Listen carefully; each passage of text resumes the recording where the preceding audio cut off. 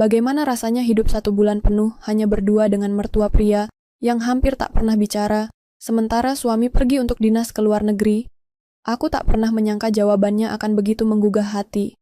Hari itu langit mendung menggantung rendah di atas perkampungan kecil kami. Angin dari perbukitan meniup lembut tirai jendela, membawa aroma tanah yang lembab. Aku berdiri di ambang pintu, melihat Damar suamiku memasukkan koper terakhir ke bagasi mobil dinas. Wajahnya tampak tenang, tapi aku tahu hatinya tidak demikian. Kamu pasti kuat, Rania. Ada bapak yang menemani, katanya sambil mengusap rambutku. Tangannya hangat, penuh keyakinan yang berusaha ia tanamkan di hatiku. Aku tersenyum samar dan mengangguk, tak ingin membuatnya khawatir. Kenyataannya, aku sendiri tak yakin. Bapak, ayah Damar, adalah pria yang sangat pendiam. Sejak ibu meninggal 3 tahun lalu, beliau tinggal bersama kami. Kami jarang benar-benar bercakap. Hidup dengannya seperti berbagi rumah dengan bayangan. Terasa ada, tapi tak banyak suara. Mobil itu akhirnya pergi meninggalkan debu tipis di jalan tanah. Aku melambai perlahan hingga kendaraan itu menghilang di tikungan. Lalu keheningan menyergap rumah kami. Di teras, bapak duduk diam dengan segelas kopi di tangan. Ia mengangguk kecil kepadaku, lalu kembali menatap taman depan.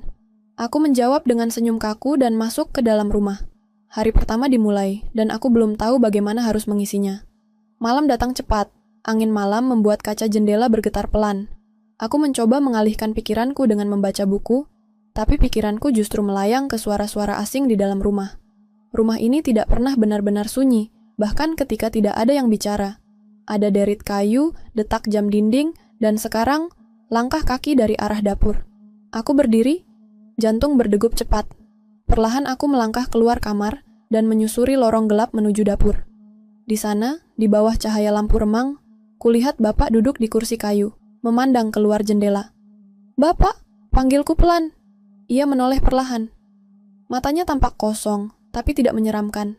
Hanya letih. "Maaf Rania, bapak tidak bisa tidur," katanya, suaranya pelan dan parau. "Terlalu banyak yang dipikirkan mungkin." Aku mengangguk, tak tahu harus berkata apa. Aku melangkah ke dispenser, membuatkan secangkir teh hangat. Saat kuserahkan kepadanya, aku melihat tangannya bergetar halus saat menerima cangkir itu. "Terima kasih," katanya. Kami duduk dalam diam selama beberapa menit. Di luar, suara binatang malam bersahut-sahutan. Dingin merambat dari lantai ke kakiku, tapi entah mengapa aku merasa lebih hangat dari sebelumnya.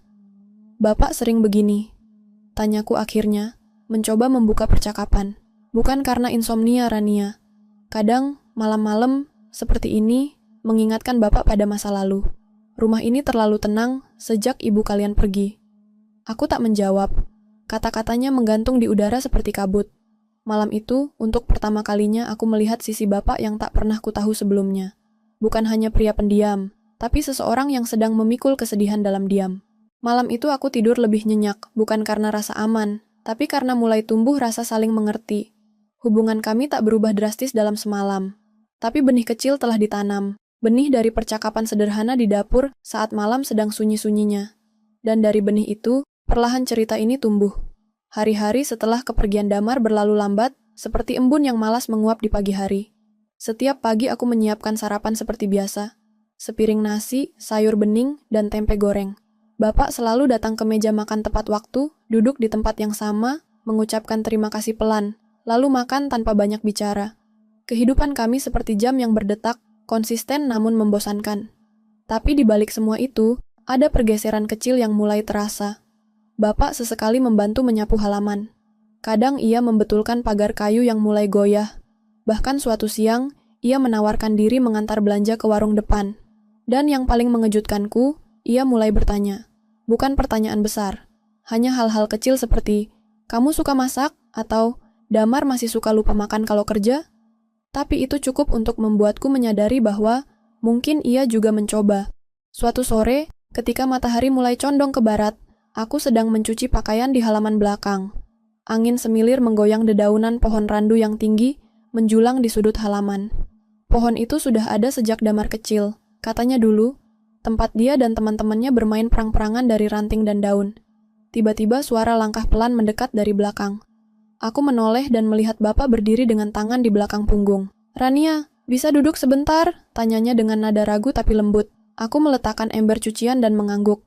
Kami duduk di bangku panjang di bawah pohon randu, ditemani bayang-bayang dedaunan dan suara burung pipit yang masih berkicau. Damar bilang kamu suka menulis, katanya tiba-tiba. Aku sedikit terkejut. Iya pak, cuma tulisan ringan, blog pribadi. Bapak mengangguk pelan. Ibumu dulu juga suka menulis. Dia punya buku harian, tapi bapak tak pernah baca. Katanya itu ruang rahasianya. Ia tertawa kecil. Pertama kalinya aku mendengar suara tawa dari bapak. Ringan, tapi mengandung duka. Ibu sering duduk di sini sore-sore, lanjutnya. Duduk sendiri, kadang menangis, kadang tersenyum sendiri. Bapak sering tidak paham apa yang ia pikirkan. Aku hanya diam, menunggu ia melanjutkan. Waktu ia sakit, baru bapak sadar. Terlalu banyak waktu yang terlewatkan.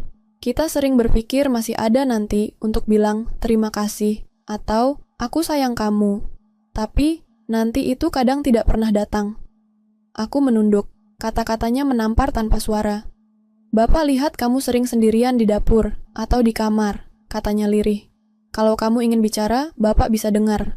Walau mungkin tak selalu tahu harus jawab apa. Mataku terasa panas mendengarnya. Ada luka yang terungkap di antara kalimat-kalimat itu. Tapi ada juga ketulusan yang selama ini mungkin tersembunyi di balik kebisuannya. Terima kasih pak, kataku akhirnya. Rania juga kadang merasa kesepian, tapi sekarang tidak terlalu lagi. Kami duduk dalam diam, tapi bukan diam yang canggung. Ada kenyamanan yang tumbuh perlahan di antara kami. Seperti dua orang asing yang tersesat dalam badai yang sama, dan akhirnya saling menemukan kehangatan. Malamnya, setelah makan malam, aku membuat 2 cangkir teh dan membawanya ke ruang tamu. Bapak sedang membaca koran tua. Aku duduk di seberangnya dan menyerahkan teh itu. Tehnya sedikit manis, Pak, seperti cerita tadi sore, kataku sambil tersenyum kecil. Ia menatapku, lalu tertawa pelan. Bapak suka. Dan malam itu, untuk pertama kalinya sejak Damar pergi, kami duduk lama di ruang tamu. Bercerita tentang hal-hal sederhana. Tentang masa kecil Damar yang dulu takut suara petir. Tentang ibu mertuaku yang suka menyelipkan uang di bawah bantal anak-anak sebagai kejutan pagi hari. Tentang betapa cepat waktu berlalu saat kita berhenti memperhatikannya. Di balik dinding rumah kami yang sudah mulai lapuk, cerita-cerita itu mengalir seperti sungai kecil, pelan, jernih, dan penuh kenangan. Dan aku tahu, 1 bulan ini akan menjadi lebih dari sekadar waktu yang terlewat. Ia sedang mengajari aku sesuatu, bukan lewat nasihat panjang, tapi lewat kehadiran dan kejujuran yang akhirnya berani ia buka. 3 minggu sudah Damar pergi. Rumah yang dulunya terasa sepi, kini berubah menjadi tempat perenungan. Hubungan antara aku dan Bapak tak lagi hanya sebatas basa-basi. Ada kehangatan baru yang tumbuh dari percakapan-percakapan kecil, dari teh hangat yang kusajikan tiap malam, hingga tawa yang perlahan kembali mengisi ruang tamu. Namun seperti angin yang tak selalu sepoi, hari-hari itu mulai terasa berbeda. Bapak, yang semula mulai terbuka, kini kembali sering termenung. Ia duduk di kursi rotan tua di dekat jendela, menatap keluar berjam-jam.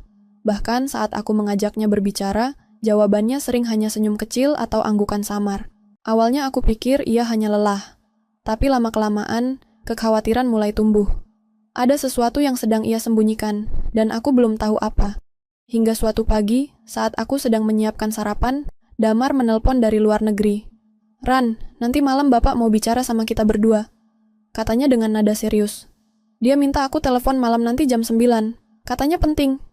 Penting gimana? Tanyaku, jantungku berdegup lebih cepat dari biasanya.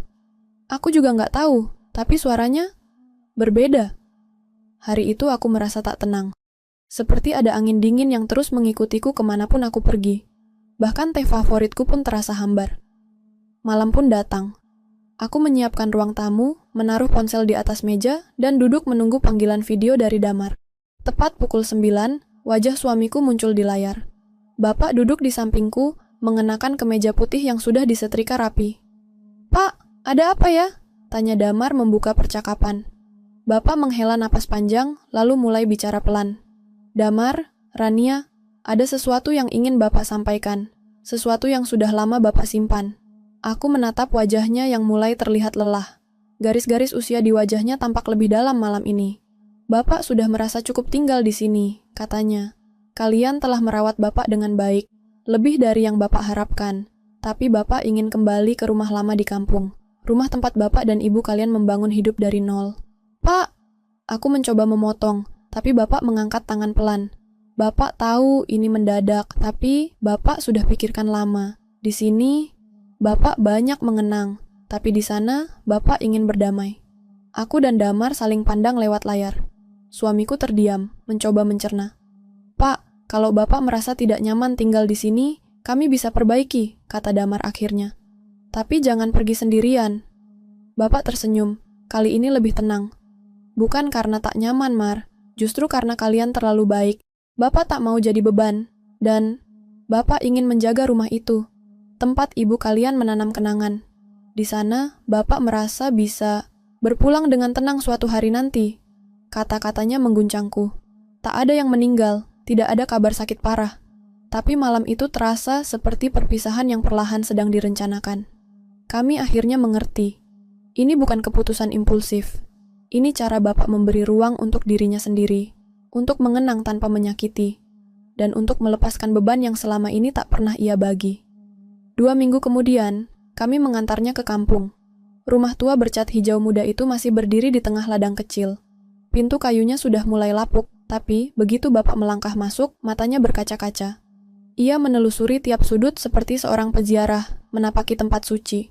Di sini dulu ibumu suka duduk sore hari, katanya padaku. Di situ, Damar pernah jatuh waktu belajar naik sepeda. Kami tinggal semalam di sana sebelum kembali. Saat kami pamit, Bapak hanya berkata pelan, kalian bisa datang kapan saja. Rumah ini selalu terbuka untuk kalian. Di dalam mobil, saat kami mulai meninggalkan desa, aku menangis diam-diam. Tapi bukan karena sedih, melainkan karena aku tahu, Bapak akhirnya menemukan tempatnya sendiri. Tempat di mana ia bisa menjadi dirinya, bukan hanya sebagai ayah atau mertua, tapi sebagai seorang suami yang sedang menjaga warisan cinta. Dan bagiku, pria tua yang pendiam itu bukan lagi sekadar bayangan di rumah. Ia adalah sosok penuh cerita, luka, dan ketulusan yang tak bisa dinilai hanya dari diamnya. Sudah hampir setahun sejak Bapak kembali ke rumah lamanya di kampung. Sejak itu, setiap akhir pekan aku dan Damar menyempatkan diri untuk menjenguknya. Kadang hanya sebentar, kadang kami menginap. Tapi setiap kali datang, rumah itu menyambut kami dengan keheningan yang damai, dan aroma kopi hitam yang selalu Bapak seduh pagi-pagi. Meski tubuhnya mulai melemah, senyum Bapak tak pernah luntur. Ia sering duduk di kursi rotan di beranda, memandangi ladang kecil dan mendengarkan suara burung dari pepohonan. Kadang ia bercerita tentang ibu, tentang masa-masa muda mereka, tentang kesederhanaan yang penuh cinta. Di rumah itu, waktu seolah berjalan lebih lambat. Kami mulai mengerti mengapa Bapak ingin kembali. Rumah itu bukan sekadar tempat tinggal, itu adalah tempat ia merasa utuh. Aku dan Damar bahkan mulai merawat bagian-bagian rumah yang rusak.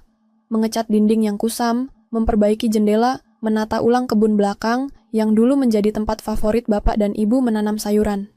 Kami tidak hanya memperbaiki bangunan, tapi juga menjaga kenangan. Namun kehidupan, seperti musim, tak pernah tinggal lama di satu fase. Pada suatu malam di bulan Agustus, kami menerima telepon dari tetangga Bapak. Suaranya gemetar. Bapak, kalian jatuh di kebun. Sekarang di tempat tidur, sepertinya tubuhnya makin lemah. Kami segera berangkat. Sepanjang perjalanan, tak ada kata-kata dari Damar. Ia hanya menatap jalanan gelap dengan rahang mengeras. Aku menggenggam tangannya erat. Saat kami tiba, Bapak sedang terbaring di ranjangnya. Napasnya berat, tapi matanya masih mengenali kami. Ia tersenyum ketika melihat kami masuk, lalu melambaikan tangan pelan. Rania, Damar, terima kasih sudah datang. Katanya dengan suara nyaris berbisik. Kami duduk di sisi tempat tidurnya. Malam itu sunyi, hanya terdengar suara jangkrik dan angin menerpa pepohonan di luar rumah.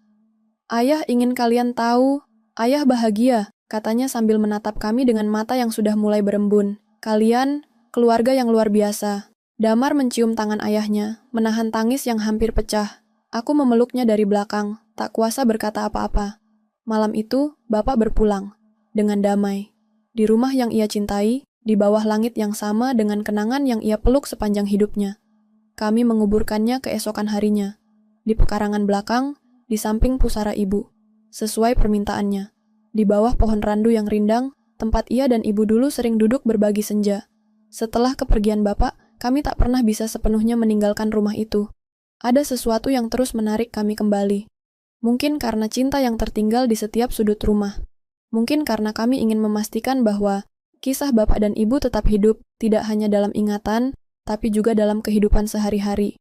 Beberapa bulan kemudian, Damar mengajakku berbicara di bawah pohon randu, tempat segalanya bermula. "Ran, bagaimana kalau kita tinggal di sini saja?" katanya. Aku terkejut. Kota adalah tempat kami bekerja, tempat anak-anak kami kelak akan tumbuh. Tapi sebelum aku menjawab, Damar sudah melanjutkan. "Aku sudah mengurus pekerjaan jarak jauh. Aku ingin anak-anak kita tahu seperti apa hidup yang sebenarnya. Di tempat seperti ini, sederhana, jujur, penuh makna." Aku menatap rumah tua di hadapan kami. Daun-daun randu berguguran perlahan, seperti pelan-pelan merestui. Dan akhirnya, kami pindah. Rumah itu kami rawat seperti menjaga pusaka. Setiap ruangan kami isi bukan hanya dengan perabotan, tapi juga dengan aktivitas yang membawa kehidupan. Membaca bersama anak-anak, memasak resep lama milik ibu, atau mengobrol dengan tetangga yang datang membawa hasil kebun. Lambat laun, rumah itu menjadi bagian dari masyarakat desa. Kami membuka ruang belajar untuk anak-anak, membagikan buku dan mengajari membaca. Damar memperbaiki sumur tua yang dulu dipakai warga sekitar. Kami tidak hanya tinggal, kami hidup, benar-benar hidup. Dan setiap sore, aku duduk di bawah pohon randu, menulis. Aku menulis tentang seorang pria tua yang pendiam, yang mengajarkan kami tentang cinta yang tidak ribut, pengorbanan yang tak diumbar, dan keberanian untuk pulang ke akar. Kini, pohon randu itu tumbuh semakin tinggi. Di bawahnya anak-anak kami bermain, berlari, dan tertawa. Dan setiap kali aku memandang langit, aku tahu Bapak masih di sini. Dalam cerita yang kami lanjutkan, dalam hidup yang kami rawat, dan dalam setiap langkah yang kami pilih. Kami tidak hanya menjaga rumahnya, kami meneruskan warisannya.